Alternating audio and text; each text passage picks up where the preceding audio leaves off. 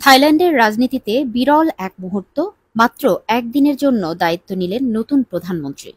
সাংবিধানিক আদালতের আদেশে প্রধানমন্ত্রী পেতং তার্ন সিনাওয়াত্রা সাময়িকভাবে বরখাস্ত হলে বুধবার মাত্র ২৪ ঘণ্টার জন্য ভারপ্রাপ্ত প্রধানমন্ত্রীর দায়িত্ব পান উপপ্রধানমন্ত্রী ও প্রবীণ রাজনীতিক সুরিয়া জুংরুং রুয়াংকিত।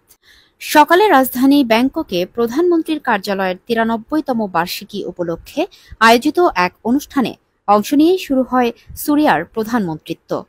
তবে মজার ব্যাপার, যে কার্যালয়ের ৯৩তম প্রতিষ্ঠা বার্ষিকী উদযাপন করেন, সেই দপ্তরের দায়িত্বে তিনি থাকছেন না পুরো ৯৩ ঘণ্টাও। সাংবাদিকদের প্রশ্ন এড়িয়ে গিয়ে সুরিয়া বলেন, তার সবচেয়ে গুরুত্বপূর্ণ কাজ হল একটি কাগজে সই করা, যার মাধ্যমে বৃহস্পতিবার নতুন দায়িত্বপ্রাপ্ত প্রধানমন্ত্রী ফুমথাম উই চা চাইয়ের কাছে আনুষ্ঠানিকভাবে ক্ষমতা হস্তান্তর করবেন তিনি।